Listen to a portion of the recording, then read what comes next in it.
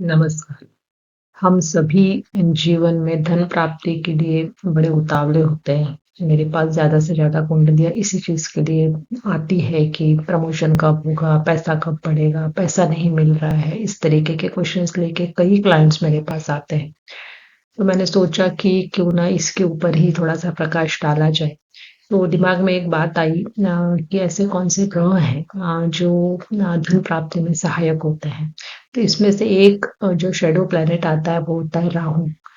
ऐसे तो आप देखेंगे तो राहु जो है वो मेलेफिक प्लैनेट्स में माना जाता है, शैडो प्लैनेट्स माना जाता है। बहुत सारे उसके दुष्परिणाम भी होते हैं इस प्लैनेट के, लेकिन कहीं न कहीं राहु जो है अपनी दशा अंतर्दशा में व्यक्ति को मालामाल तो कर देता है। सवाल ये उठता है कि क्या यह राहु कुंडली के किसी भी हाउस में बैठेगा तो व्यक्ति को धन प्राप्ति में सहायक होगा या किसी पर्टिकुलर हाउस में बैठकर ही अपना काम कर सकता है। इसके अलावा हमें देखना पड़ेगा कि ये राहु किस साइन में बैठा हुआ है, साइन लॉर्ड की क्या स्थिति है।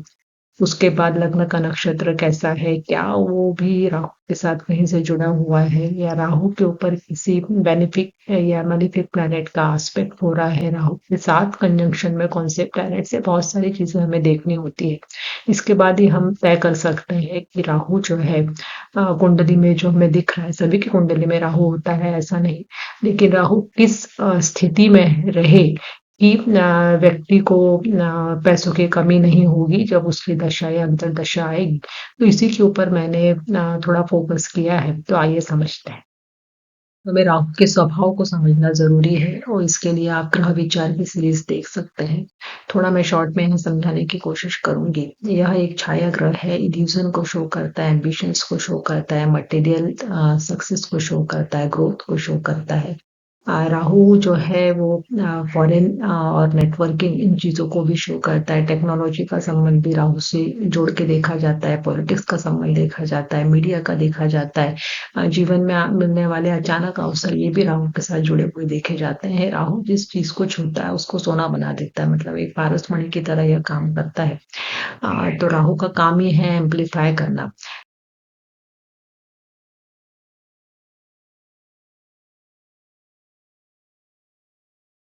हाँ, ज़्यादातर राहु को उपचय भाव में अच्छा माना जाता है। उपचय भाव क्या होते हैं इसके ऊपर भी मैं एक वीडियो दे चुकी हूँ पहले। आप प्लेलिस्ट में जाके उसे ढूँढ सकते हैं, क्योंकि उपचय भाव जो होते हैं ना, ये ग्रोथ के भाव है। समय के साथ धीरे-धीरे ग्रोथ होना, ये उपचय भाव का मुख्य सिद्धांत होता है। तो यहाँ राहु बहुत अच्छा माना जाता है। स्पेशली यदि आप देखेंगे 3, 6, 10, 11, तो तीसरे भाव में यदि राहु बैठा है तो तीसरा भाव क्या है, तो हमारे कम्युनिकेशन का है, रिस्क लेने का है। छोटा-मोटा आप स्टार्टअप एटसेट्रा यदि शुरू करने का जोखिम उठाना चाहते हैं, हिम्मत, करेज जिसके लिए चाहिए, वहाँ पे राहु बहुत अच्छा काम करता है। मतलब व्यक्ति की रिस्क लेने की कैपेसिटी जो होती है वो बढ़ जाती है। अब यदि हम सिक्स्थ हाउस को देखते हैं तो सिक्स्थ हाउस जो है वो कॉम्पिटिशन का भाव है और राहु जो है बड़ा पॉलिटिकल प्लैनेट माना जाता है। तो कॉम्पिटिटर्स पे किस तरीके से विजय हासिल करना, उसके लिए क्या स्ट्रेटेजी अपनाई जानी चाहिए, ये सब जो ज्ञान है ये यहाँ पे स्थित राहु देता है। अब बात करते हैं 10th हाउस की। तो 10th हाउस हमारे करियर का, प्रोफेशन का है, हमारे मान सम्मान का भी हाउस माना जाता है कि करियर में आपकी पोजीशन कैसी रहेगी, इमेज कैसी रहेगी। तो यहाँ यदि राहु बैठा है तो वो भी बहुत अच्छा परिणाम आपको देता है। करियर में काफी ऊंचाई पे ले जाने का काम राहु करता है। 11th हाउस के बारे में पहले भी बताया है कि 11th हाउस जो होता है वो गेन का होता है, नेटवर्क का होता है। तो नेचुरली लाभ भाव है, तो लाभ भाव में राहु बहुत अच्छा काम करेगा, क्योंकि राहु जो है वो मटेरियलिस्टिक प्लैनेट माना जाता है। मटेरियल ग्रोथ को ये दिखाने का काम करता है। तो यहाँ पे राहु नेटवर्किंग के थ्रू, किसी एल्डर्स के थ्रू, फ्रेंड सर्कल के थ्रू लाभ दिलवाने का काम करता है। सेकंड हाउस में भी कई बार राहु को अच्छा माना जाता है, क्योंकि सेकंड हाउस जो है वो वाणी का भी कारक है, धन का भी कारक है। तो यहाँ पे वाणी के बलबूते पर भी व्यक्ति जो है धन कमा सकता है। लेकिन मुख्य रूप से 3, 6, 10 और 11 इन भाव में राहु की प्लेसमेंट ज्योतिष में अच्छी मानी जाती है। अब हम देखें कि राहु जो है वो किन राशियों में अच्छे फल देता है। राहु क्या चाहता है? राहु हमेशा ये चाहता है कि वो कुछ हटके करे, कुछ नया हासिल करे, कुछ यूनिक हासिल करे, ये राहु की चाह होती है। तो राहु उन राशियों में बहुत अच्छा काम करता है जहाँ पे उसकी ये चाह पूरी हो या उसको इस तरीके का पोषक वातावरण मिले। तो जहाँ पे बुद्धि है, जहाँ पे व्यापार है, जहाँ पे मटेरियलिस्टिक डिजायर्स है, जहाँ पे मनी रिलेटेड चीजें हैं, ग्रोथ रिलेटेड चीजें हैं, स्टेटस रिलेटेड चीजें, ऐसी सारी जो राशियां होती हैं उन राशियों में राहु बहुत अच्छा काम करता है। और मुख्य रूप से आपको ये भी देखना पड़ेगा कि जो राहु है वो किन ग्रहों के साथ उसकी मित्रता होती है, उन ग्रहों की राशियों में भी वो अच्छा काम करता है। जैसे कि आप शुक्र की राशियां ले ले, हम वृषभ राशि और तुला राशि, वृषभ राशि में कई ज्योतिषकार राहु को उच्च का भी मानते हैं। तो वृषभ राशि क्या है? वृषभ राशि जो है वो राशि चक्र की दूसरे नंबर की राशि है, अर्थ तत्व की राशि है, प्रैक्टिकल ओरिएंटेड राशि इसको माना जाता है, धन संपत्ति के साथ, मटेरियलिस्टिक गेन के साथ इसको माना जाता है। और यहाँ पे राहु जो होता है वो व्यक्ति को धन संपत्ति पाने की जो लालसा होती है उसको बहुत बढ़ा देता है। इसके अलावा अपना व्यक्ति यहाँ पर कुल मिला के ये चाहता है कि मेरी वृषभ राशि में किसी का राहु बैठा हुआ है और मान लीजिए कि वह राहु सेकंड हाउस में बैठा हुआ है, तो व्यक्ति जो है अपने वाणी के प्रभाव से बहुत ज्यादा पैसा अर्जित करने की कोशिश करेगा जब भी उसका दशा अंतर्दशा आएगी राहु की, उस समय की बात कर रहे हैं। उसी तरीके से तुला राशि पे देखेंगे, तुला राशि भी लग्जरी के साथ, ब्रांड के साथ, पार्टनरशिप के साथ जुड़ी हुई राशि है, बिजनेस के साथ जुड़ी हुई राशि है, तो यहाँ भी राहु अच्छे फल देगा। फिर हम बुध की दोनों राशियां ले लेते हैं, मिथुन राशि और कन्या राशि। तो बुध की राशि पहले मिथुन राशि जो कि कम्युनिकेशन और नेटवर्किंग से जुड़ी हुई है, तो यहाँ पे राहु जो होगा बुध के प्रभाव को बढ़ा देगा। और अगली होती है कन्या राशि, यह भी बुध की राशि है, लेकिन यह राशि एनालिसिस पार्ट के साथ, टेक्नोलॉजी के साथ जुड़ी हुई होती है और राहु खुद भी टेक्नोलॉजी का कारक होता है, तो यहाँ पे भी राहु जो होता है वो अच्छे फल देता है। शनि की दोनों राशियों में मकर और कुंभ, कुंभ राशि में तो जो को रूलर है वही राहु बनता है, तो यहाँ पे तो राहु बहुत अच्छा काम करेगा। मकर राशि भी जो कि पावर और अथॉरिटी को शो करती है, यहाँ पर भी राहु जो होता है राशि के गुणधर्मों को बढ़ाने का काम करता है, क्योंकि राहु इज एम्पलीफायर, तो जहाँ पे भी स्थित रहेगा उस राशि के गुणधर्मों को बढ़ा देगा। इसको आप इस तरीके से समझ सकते हैं कि जैसे जो राशि है वो एक माहौल है, और प्लैनेट जो है उस माहौल में जाने के बाद उस माहौल के गुणधर्मों को एब्जॉर्ब करता है, और राहु का काम ये होता है कि राहु जिस माहौल में जाता है उसके माहौल को बढ़ाने का काम करता है। तो इस तरीके से हम इसको समझ सकते हैं। अब आपके मन में सवाल उठ रहा होगा कि बाकी राशियों में राहु क्यों अच्छा काम नहीं कर रहा है, तो इसके ऊपर फिर कभी मैं वीडियो आपको बना के दूंगी। अभी हमारा जो टॉपिक है कि कुंडली में राहु किस तरीके के फल देता है, कब फल अच्छे देता है, उसके ऊपर हम काम कर रहे हैं, तो अभी हम इसी के ऊपर फोकस करते हैं। तो हमने भाव देख लिया, हमने राशियां देख ली, अब बात आती है नक्षत्रों की कि राहु किस नक्षत्र में बैठा हुआ है। ये राहु के नक्षत्र में बैठा है, शुक्र के नक्षत्र में है, बुध के नक्षत्र में है, शनि के नक्षत्र में है, तो इन नक्षत्र स्वामी की स्थिति कुंडली में कैसी है? राहु राहु के नक्षत्र में तो बहुत अच्छे फल देगा, शुक्र के नक्षत्र बुध के नक्षत्र में भी अच्छे फल देगा, शनि के नक्षत्र में भी अच्छे फल देगा, क्योंकि अभी मैंने आपको बताया कि राहु इन प्लैनेट्स के साथ जो होता है वो समभाव रखता है।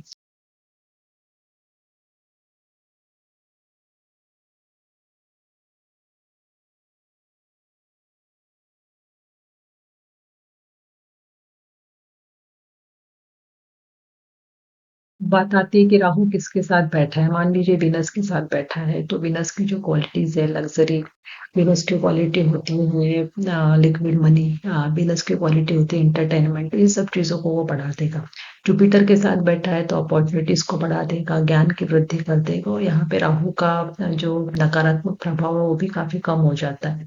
राहु मरकरी के साथ बैठा है तो कम्युनिकेशन स्किल को बढ़ा देगा, मार्केटिंग स्किल को बढ़ा देगा, ट्रेडिंग स्किल को बढ़ा देगा। सैटर्न के साथ बैठा हुआ है तो कहीं ना कहीं राहु जो है वो टेक्नोलॉजी, पॉलिटिक्स, अथॉरिटी, इनसे जुड़ी हुई चीजों में वृद्धि कर देगा। मतलब राहु जिसके साथ बैठा उसकी उसने वृद्धि कर दी।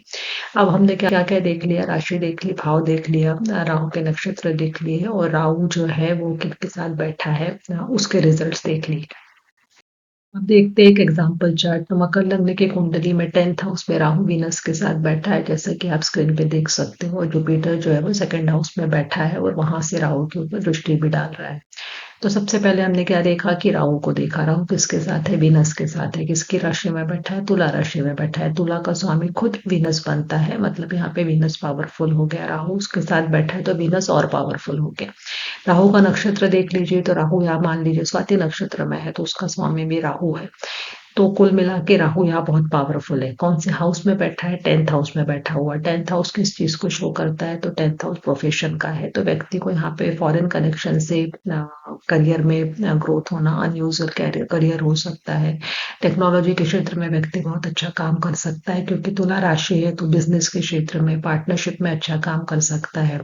जो ब्रांड्स वाले बिजनेस होते हैं वहां पे बहुत अच्छा काम कर सकता है। तो कुल मिला के राहु यहाँ व्यक्ति को बिजनेस ग्रोथ देगा, पब्लिक विजिबिलिटी देगा, नेम देगा, फेम देगा, सडन राइज देगा, बिग अपॉर्चुनिटीज देगा।